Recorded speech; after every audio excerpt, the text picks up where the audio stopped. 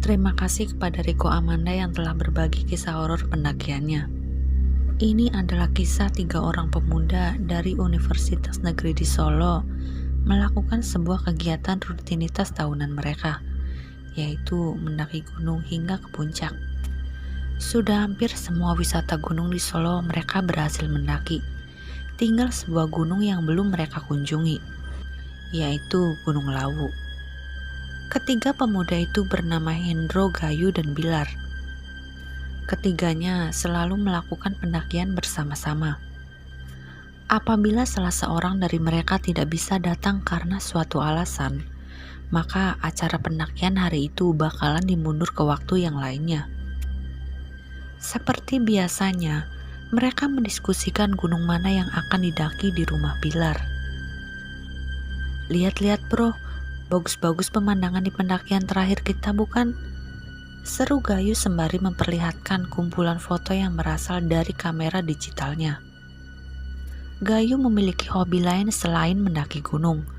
Hobi tersebut adalah memfoto beberapa pemandangan, objek, ataupun manusia yang dia anggap menarik untuk diabadikan dalam sebuah foto. Memang bagus.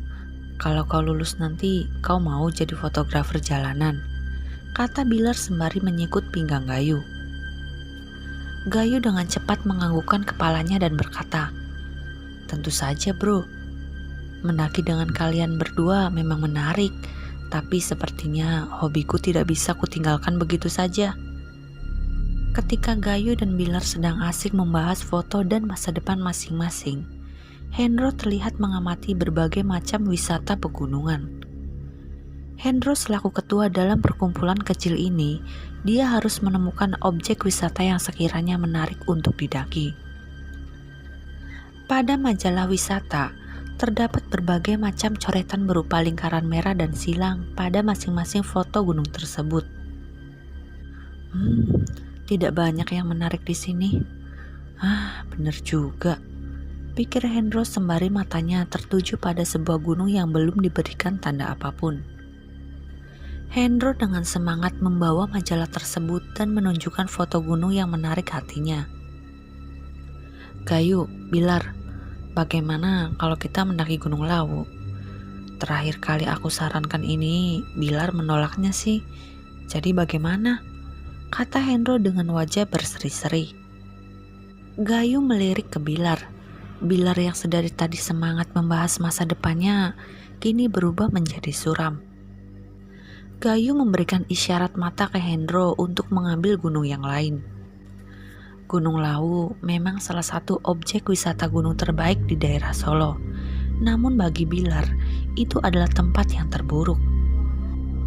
Dahulu sekali, Bilar memiliki seorang adik perempuan yang masih berusia 10 tahun. Sedangkan saat itu Bilar berusia 13 tahun.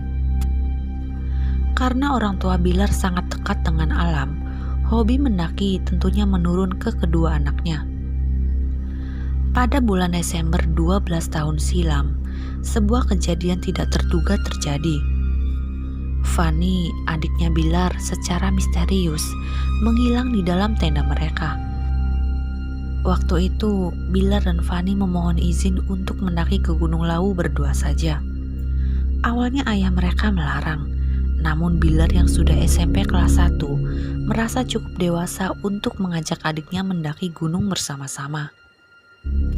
Berbagai macam usaha Bilar mengubah keputusan ayahnya. Akhirnya, pada pertengahan bulan Desember, izin dari ayahnya berhasil dipegang oleh Bilar. Dengan semangat, keduanya melakukan persiapan pendakian ke Gunung Lawu. Pada malam hari, ketika Bilar ingin mencari kayu bakar, Fanny menjaga kemah mereka. "Fanny, kakak mau ambil kayu kering dulu di hutan sebelah sana. Jangan keluar kemah dulu ya. Kamu kan belum paham betul aturan pendakian yang benar dan aman," kata Bilar dengan sangat tegas. Fanny tersenyum lalu dia berkata, "Tenang saja, aku baik-baik saja kok kak. Jangan lama-lama ya." Bilar tersenyum lalu dia berpamitan untuk pergi memasuki hutan. Di dalam hutan, Bilar memakan waktu setidaknya 25 menit karena kayu bakar kering sudah mulai habis oleh para pengunjung sebelumnya. Namun ketika Bilar balik dengan kayu bakar, Bilar tidak menemukan adiknya di dalam tenda. Sejak saat itu, Fanny tidak pernah ditemukan. Orang tua Bilar saling menyalahkan karena membiarkan anak-anak mendaki gunung sendirian tanpa pengawasan orang dewasa hingga akhirnya bercerai. 12 tahun telah berlalu. Bilar terus mencari keberadaan adik perempuannya sendirian berpuluh-puluh kali banyaknya. Tapi semuanya sia-sia. Bilar, kalau tidak mau, kita bisa cari tempat lain, oke? Kata Hendro mencoba menukar fokus pembicaraan. Bilar tersenyum lalu dia berkata, nggak apa-apa kok. Toh itu gunung memang paling favorit dari sejak kita kecil bukan? Ayo kita ke sana. Hendro dan Gayu saling memandang. Tidak lama kemudian, keduanya berteriak dengan semangat. Ayo ke Gunung Lawu. Hendro dan yang lainnya berangkat dari rumah masing-masing dan bertemu ke salah satu pom bensin terdekat. Setelah itu, mereka pun berangkat dengan mengendarai mobil yang disewa oleh Hendro. Pada pukul 3 siang waktu setempat, mereka sampai di sebuah pos penjaga pertama. Oke, aku akan mendaftarkan kelompok kita. Kalian berdua keluarkan semua barang dari mobil, kata Hendro. Bilar dan Gayu menyetujui perintah Hendro dan pergi mengeluarkan semua perlengkapan masing-masing. Kakak, akhirnya datang juga. Dalam pikiran Bilar, suara yang tidak asing terdengar dengan jelas. Bilar merasa suara tersebut sangat akrab di telinga. Bilar mencoba mengucap nama adiknya, namun Bilar menepuk kedua pipinya untuk menyadarkan dirinya sendiri. Fanny sudah tidak ada. Kalaupun dia selamat, seharusnya suaranya cukup dewasa, bukan seperti anak-anak tadi. Gayu dengan jahil mengejutkan Bilar dari belakang sembari berkata, "Ada apa bro? Jangan melamun di gunung nanti ya. Bakalan repot kalau kau kesurupan." "Sudah kalian berdua, ayo kita masuk ke gunung. Pos kedua cukup jauh dari sini. Semoga kita bisa sampai sebelum malam," kata Hendro sembari merangkul tas dan perlengkapan lainnya. Ketika memasuki gunung, mereka sering berjumpa dengan para pendaki dari atas. Mereka semua kebanyakan adalah pendaki muda sama seperti mereka. "Wah, banyak juga ya. Ayo kita cepat. Nanti tanah yang kosong bakalan direbut oleh pendaki lain," kata Gayu sembari berlari dengan cepat. Bilar juga merasa termotivasi. Dia ikut mengejar Gayu meninggalkan Hendro di belakang. Bilar sempat mendengar Hendro untuk menunggunya. Bilar menoleh ke belakang sembari berkata dengan suara keras, "Hendro, kau lambat seperti biasa. Padahal kau kan ketua. Ayo cepat." Bilar mempercepat larinya meninggalkan Hendro jauh di belakang. Sekitar jam 6, akhirnya Bilar berhasil memasuki area pondok kedua. Gayu yang sudah sampai duluan menyapa Bilar dari jauh untuk segera bergabung dengannya. "Gayu, Hendro masih tertinggal di belakang tuh," kata Bilar sembari terduduk lemas. Bilar mengambil secangkir kopi yang telah dibuat oleh Gayu. "Hah? Kau bercanda? Kami sampai ke pos tidak berbeda jauh lamanya kok. Tuh lihat," kata Gayu sembari menunjukkan Hendro sudah siap membangun tenda. Bilar menyemburkan minuman dari dalam mulutnya. Bilar kaget karena dia sangat yakin kalau Hendro berada di belakangnya. Hendro menyadari kebingungan Bilar, lalu dia tersenyum bangga. "Apa ada jalan pintas menuju ke pos kedua ini? Sial, aku sudah sering kemari, tapi baru tahu ada jalan pintas itu," pikir Bilar kesal. Pukul 8 malam, Bilar meminta izin untuk mengambil wudhu untuk sholat Isya. Gayu mengacungkan jempol karena mulutnya masih penuh dengan mie rebus. sedangkan Hendro terlihat sudah pergi entah kemana. Bilar menemukan sebuah arus sungai kecil ketika dia sedang mencari kayu tambahan apabila dibutuhkan nanti malam.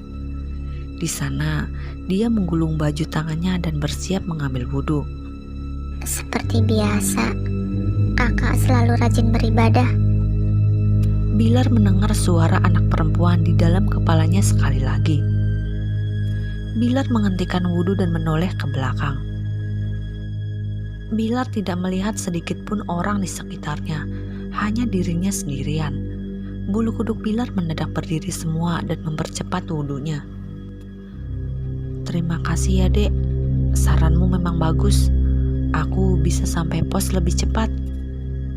Bilar mendengar suara Hendro di antara pepohonan dekat aliran sungai kecil tersebut. Bilar menyadari ada tubuh anak kecil terlihat sedikit di antara pohon tersebut. Dari postur tubuhnya, anak itu berjenis kelamin perempuan. Anak kecil, masih ada orang tua bodoh yang mengizinkan anak-anak untuk mendaki sendirian, pikir Bilar. Bilar masih belum melupakan kejadian tersebut.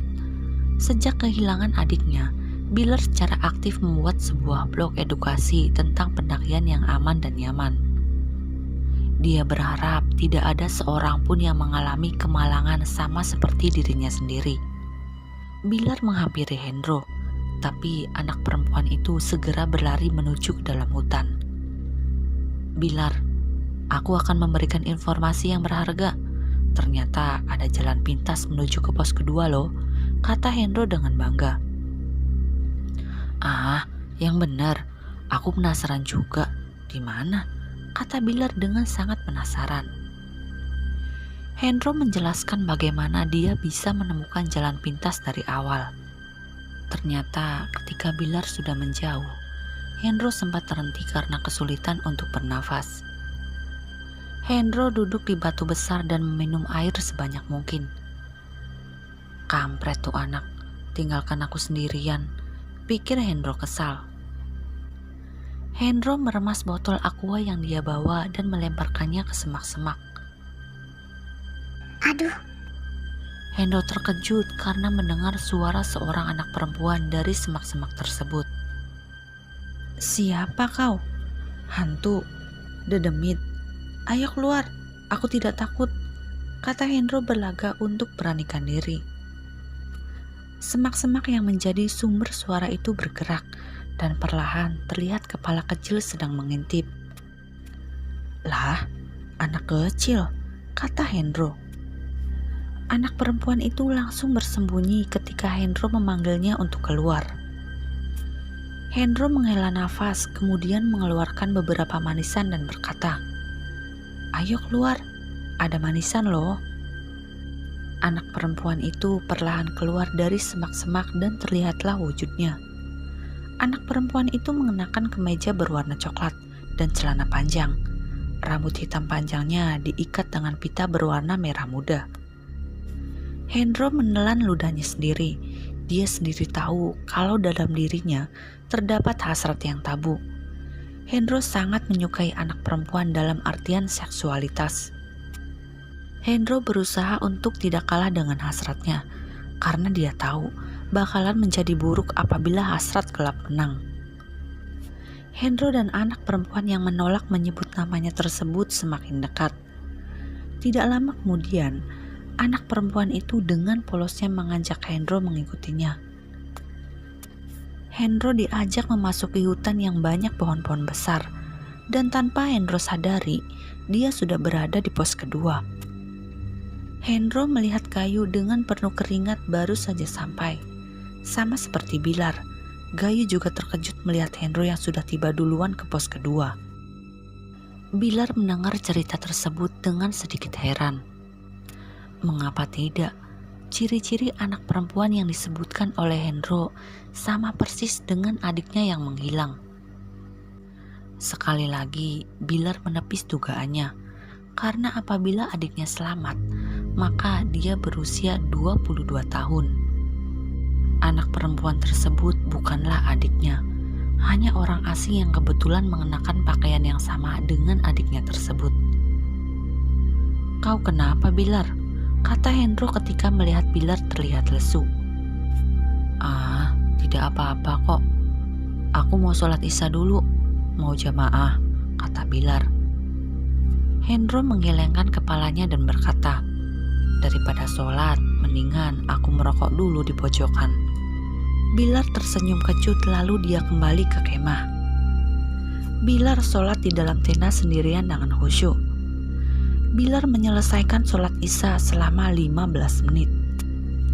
Pada saat Bilar keluar dari dalam tenda, dia melihat Gayu berdiri melihat keadaan sekitar dengan cemas. "Kenapa kau, Gayu?" sapa Bilar dari belakang. Gayu mendekati Bilar dan mengatakan kalau Hendro belum kembali ke kemah. "Memang kau emaknya? Dia sudah dewasa. Hendro pasti bakalan kembali," kata Bilar sembari menepuk kuat bahu Gayu. Namun hingga pukul 12 malam, Hendro belum kunjung kembali ke kemah. Bilar dan Gayu memutuskan untuk mencari ke dalam hutan. Bilar mencari ke lokasi terakhir mereka berjumpa. Bilar mendecak kesal karena tidak menemukan Hendro. Setengah jam kemudian, Bilar mendengar suara teriakan dari Gayu. Bilar segera menyusul Gayu. Bilar melihat Gayu dengan wajah kesal menunjukkan sebuah catatan di kertas memo yang berisi, "Kalian pasti mencariku ya? Jangan khawatir, aku pasti sudah berada di pos ketiga setelah kalian menemukan ini. Aku dibantu oleh anak itu lagi." "Kesel nggak?"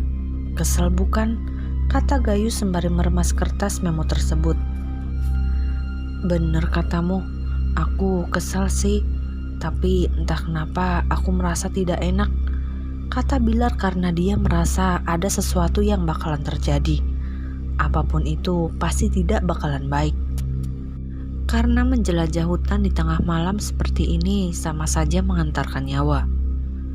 "Gayu, apa sebaiknya kita menyusul Hendro?" kata Bilar. Gayu yang sudah merasa kesal mengabaikan saran dari Bilar.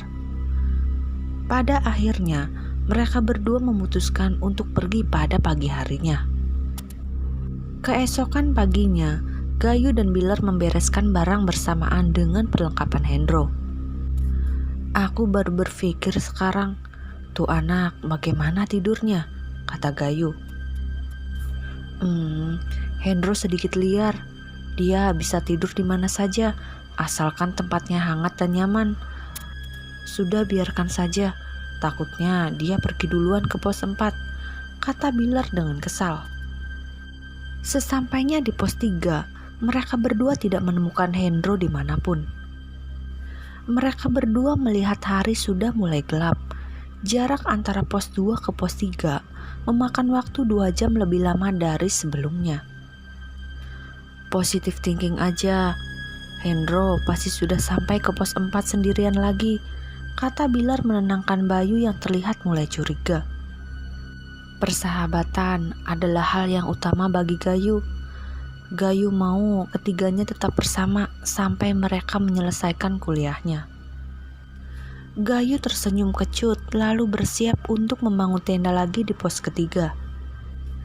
Pukul 9 malam selepas sholat isya, Bilar melihat Gayu sudah bersiap untuk pergi menyusul Hendro.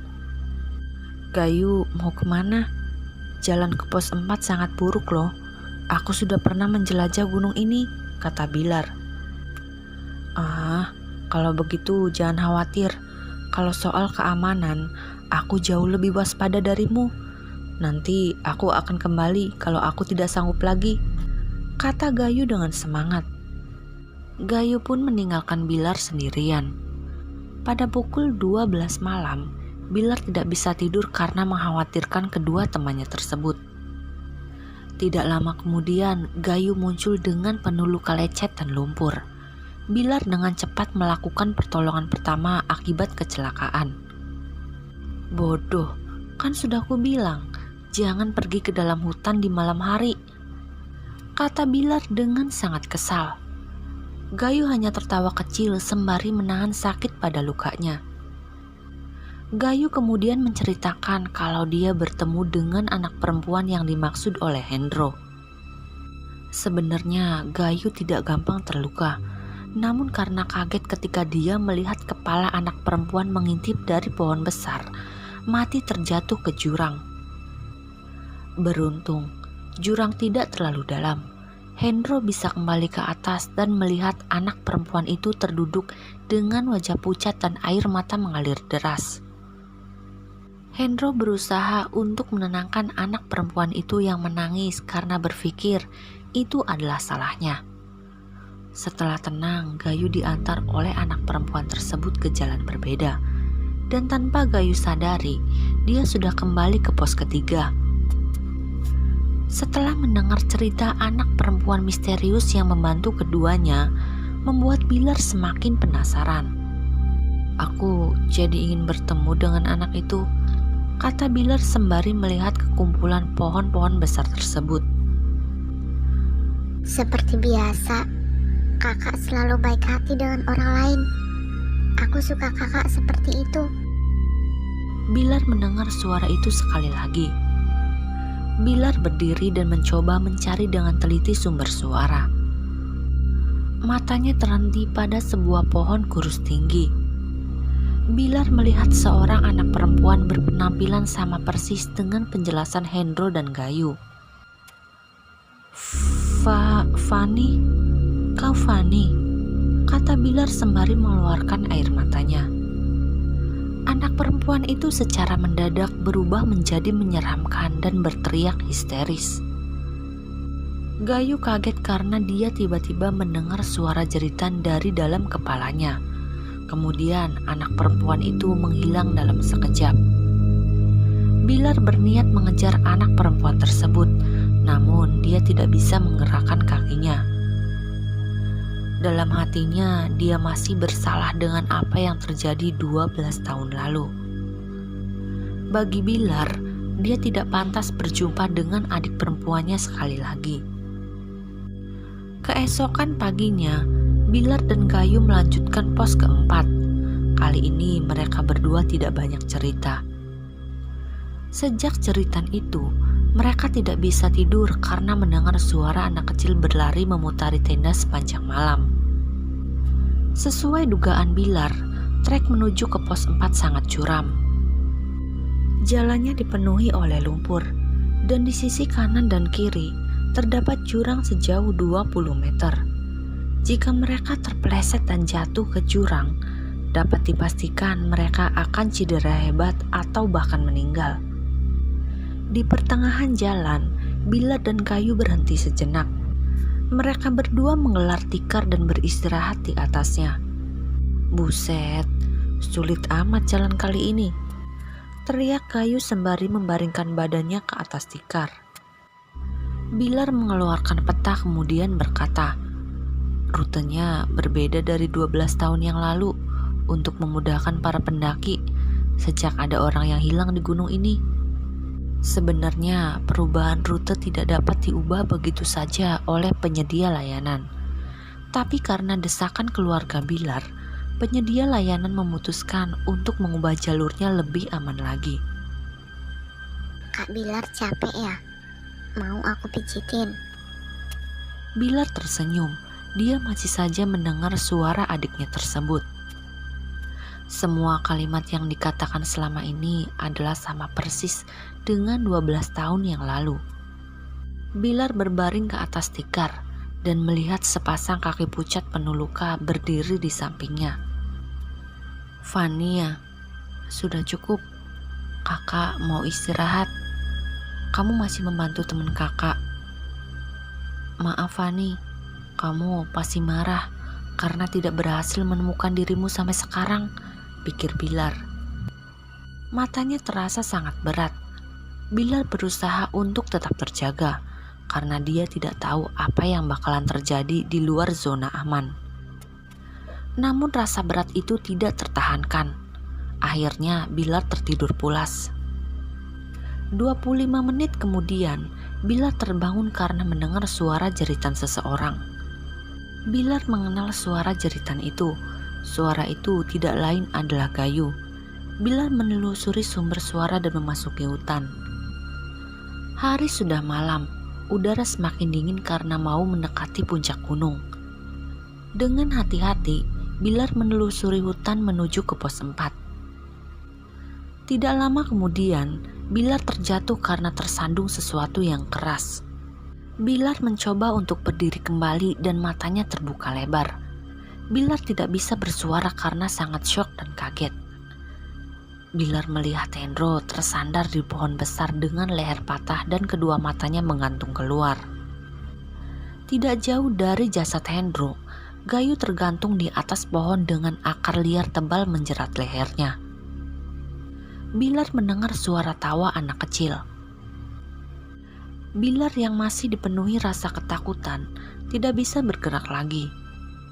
Anak perempuan berlari ke sana kemari dari pohon yang satu ke pohon lainnya sembari tertawa riang. Bilar memejamkan matanya dan memasrahkan semuanya yang terjadi pada dirinya. Kak Bilar, lama tidak berjumpa. Bilar mendengar suara Fani, adiknya dengan jelas, bukan dari dalam pikirannya lagi. Bilar membuka matanya dan melihat anak perempuan yang mengenakan pakaian yang sama 12 tahun silam. Fani, kenapa? Kenapa kamu membunuh teman-temanku? Kata Bilar dengan terbata-bata karena berusaha untuk berbicara. Fani yang berwajah ceria itu kini berubah menjadi suram. Fani mendekati Bilar yang masih kesulitan untuk berdiri. Fani tersenyum lebar dengan mata melotot dan memasukkan tangannya ke dada Bilar. Bagaikan rekaman dalam video, Bilar dibawa ke 12 tahun silam, tepatnya ketika Bilar pergi mencari kayu bakar. Fani seperti biasa menunggu kedatangan kakaknya sendirian dengan rasa takut. Tiba-tiba, Fani melihat dua orang anak lelaki seusia kakaknya berjalan menghampiri Fani. Bilar menyadari kedua anak lelaki tersebut adalah Hendro dan Gayu. Mereka berdua belum bertemu saat itu. Bilar mengenal keduanya ketika waktu SMA. Kakak-kakak sekalian, mau apa? Kata Fani dengan sangat ketakutan. Hendro dengan santai duduk di samping Fani. Hendro mengendus rambut Fani. Gayu tidak melakukan apapun, hanya berdiam diri melihat Hendro meraba Fani. Tidak, Teriak Fani sembari mendorong Hendro dengan kuat.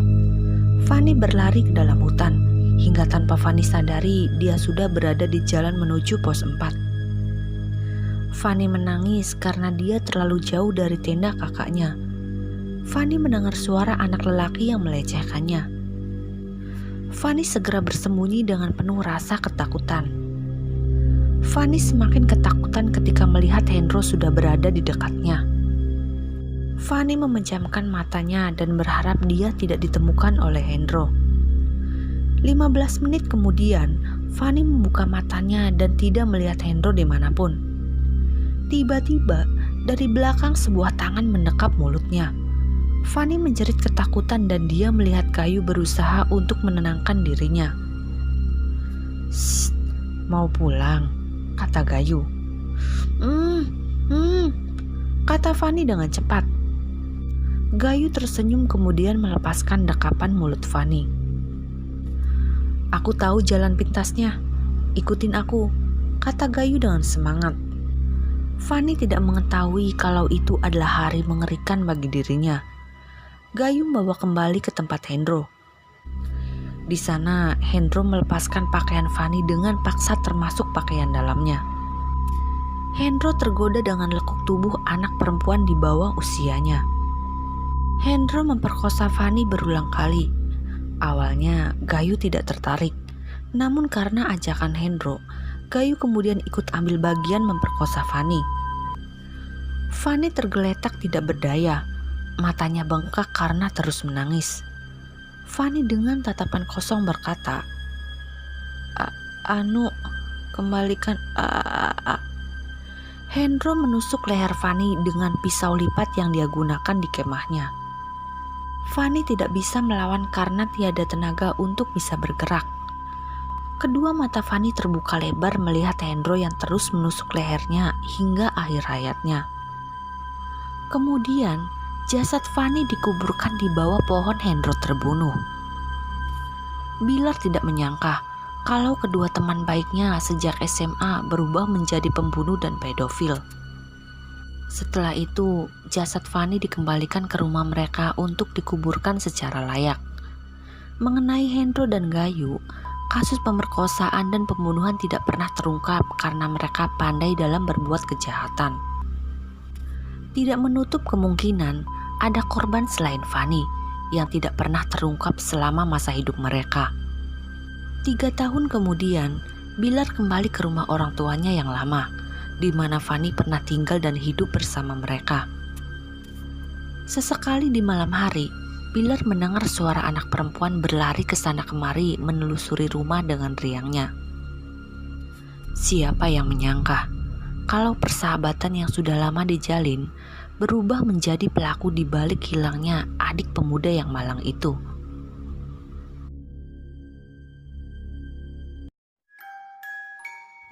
Jika kalian ingin berbagi cerita kepada kami, silahkan DM ke Instagram atau email kami yang ada di kolom deskripsi. Sekian dan terima kasih. Salam dari kami, keluarga pendaki.